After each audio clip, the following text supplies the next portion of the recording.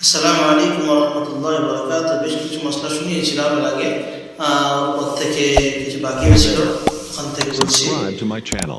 मुसीबत के वक्त मौत की तमन्ना करना और अपने को कोसना दुरुस्त नहीं।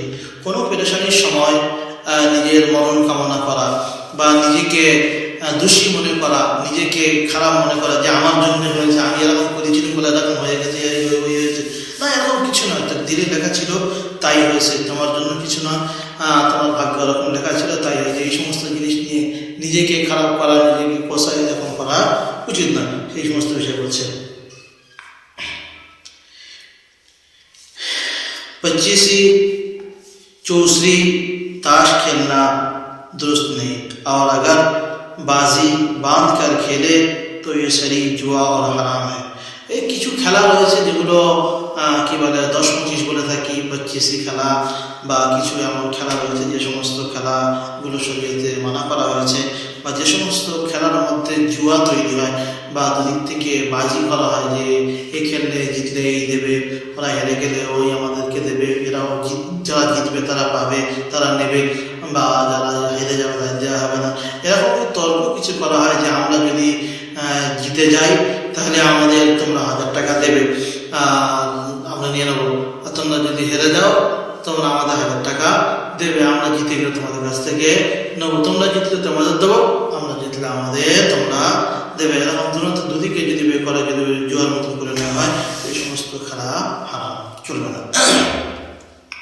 जब लड़का लड़की 10 बरस के हो जाए तो लड़कों को माँ बहन भाई और गैरा के पास और लड़कियों को बाप भाई के पास लेटना दुरुस्त नहीं। যখন ছেলে মেয়েদের বয়স 10 বছর পার করবে তো তখন কি করবে, ছেলে যদি হয় সেই ছেলে তার নিজের বোন, নিজের ভাই, নিজের মায়ের কাছে আর শুতে পারবে না, শোয়া উচিত নয়। এবং যদি বা মেয়ে হয়, বোন যদি হয়, সে নিজের ভাইয়ের কাছে বা নিজের বাপের কাছে আর শুতে পারবে, শোবে না। হ্যাঁ, अलबत्ता लड़का बाप के पास और लड़की माँ के पास लेटे तो जायज़ है। যদি ছেলে তার বাবার কাছে, মেয়ে তার মার কাছে শোয় তো শুতে পারা জায়েজ আছে। जब किसी को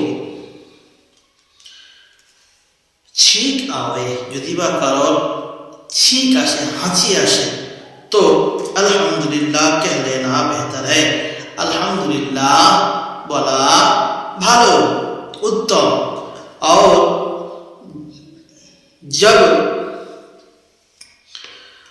जब ना कहेगा, अच्छा, अल्हम्दुलिल्लाह कह लेना बेहतर है, और जब ना कहेगा तो गुनाह, और जब अल्हम्दुलिल्लाह कह लिया, যখন अल्हम्दुलिल्लाह बोलेছে तो सुनने वाले पर उसके जवाब में यरहमुकल्लाह कहना वाजिब है। যদি বা কেউ হাঁচি দেয়, হাঁচি দেওয়ার পরে আলহামদুলিল্লাহ বলে, আলহামদুলিল্লাহ বলার পরে যে শুনবে, যে শুনেছে সে কি বলবে, তার উত্তরে জবাবে ইয়ারহামুকাল্লাহ বলা তার জন্য ওয়াজিব, বলতে হবে। না কহেগা তো গুনাহগার হোগা, যদি বা সে ইয়ারহামুকাল্লাহ না বলে বা জবাব না দেয় তাহলে গুনাহগার হবে। আর ये भी ख्याल रखो, এটাও খেয়াল করবে, এটাও খেয়াল করা দরকার। अगर छींकने वाली औरत या लड़की है, যদি বা যে হাঁচি দিয়েছে সে যদি বা মেয়ে ছেলে হয়, औरत বা মেয়ে ছেলে হয়, তো काफ को जेर कहो, काफ को जेर कहो, काफ को जेर कहो, कल माने बोलছি कहो। और अगर मर्द या लड़का है तो काफ को जबर कहो। এখানে একটা মশলা হলো এই যে এটাও আমরা ছোট থেকে শুনিনি, এবারে এই কিতাবে দেখলাম যে যদি বা কোনো কেউ হাঁচি দেয় তো হাঁচি দিলে তাকে কি করতে, যে শুনবে তাকে ইয়ারহামুকাল্লাহ জবাব দিতে হবে, ঠিক আছে? ইয়ারহামুকাল্লাহ জবাবে সে আরো একটা জবাব আছে, যাই হোক, এখানে যতটুকু মশলা দিয়ে অতটুকু বলছি। যদি বা কোনো ব্যক্তি হাঁচি দেয়, হাঁচি দাতার জবাবে সে যদি হাঁচি দাতা আলহামদুলিল্লাহ বলে, তো হাঁচি দাতার জবাবে সামনের লোক বলবে ইয়ারহামুকাল্লাহ। এখানে মশলা বলতে যদি বা কোনো যে শিখেছে, যে হাঁচি দিয়েছে যদি মেয়ে ছেলে হয়, তাহলে ইয়ারহামুকাল্লাহর জায়গায় কাফে কাল্লাহ, কাফ জবর কা, এই কাফের উপর জবরটা জের দিয়ে বলে ইয়ারহামুকিল্লাহ বলবে যদি বা মেয়ে ছেলে হয়। যদি বা মেয়ে ছেলে হাঁচি দিয়ে আলহামদুলিল্লাহ বলে, তার জবাবে কি বলবে ইয়ারহামুকিল্লাহ। আর যদি ছেলে হয় তাহলে ইয়ারহামুকাল্লাহ। বুঝে এসছে? এখানে এই কাফকে জবর দেওয়া জের দেওয়া মানে হল এই। छींक के बाद अल्हम्दुलिल्लाह कहते कई आदमियों ने सुना। কেউ হাঁচি দিয়েছে, হাঁচি দেওয়ার পরে আলহামদুলিল্লাহ বলেছে।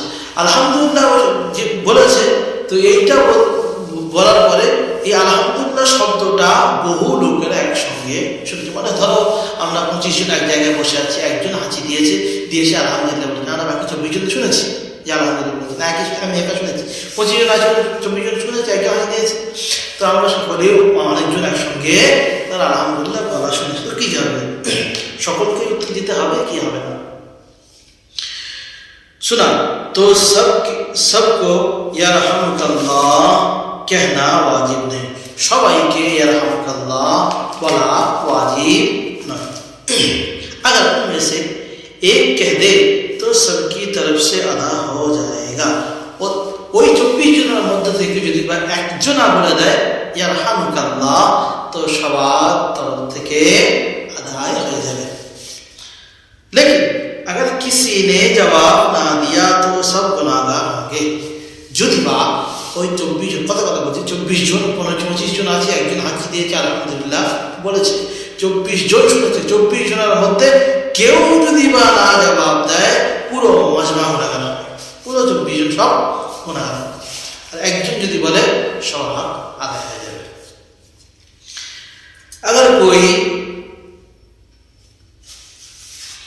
बार बार छींके और अल्हम्दुलिल्लाह कहे तो फ़कत 3 मरतबा यरहमुकल्लाह कहना वाजिब है, उसके बाद वाजिब नहीं।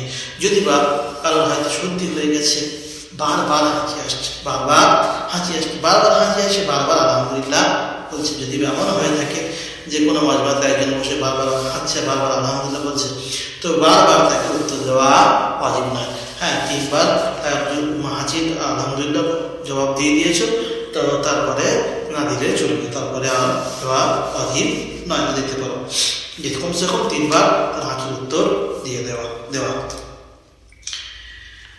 जब हुजूर सल्लल्लाहु अलैहि वसल्लम का नाम मुबारक लेवे या पढ़े या सुने, যদি বা হুজুর সাল্লাল্লাহু আলাইহি ওয়াসাল্লামের নাম কেউ যদি পড়ে, কেউ যদি নাম নেয়, বা কেউ যদি বা নাম কারোর মুখ থেকে শোনে, तो दुरूद शरीफ पढ़ना वाजिब हो जाता है। तो अल्लाह रसूल सल्लल्लाहु अलैहि वसल्लम पर दुरूद पढ़ा তার জন্য वाजिब হয়ে যায়। अगर ना पढ़ा तो गुनाहगार हुआ। যদি বা সে दुरूद शरीफ ना पढ़े তাহলে কি হবে, गुनाहगार হবে। लेकिन अगर एक ही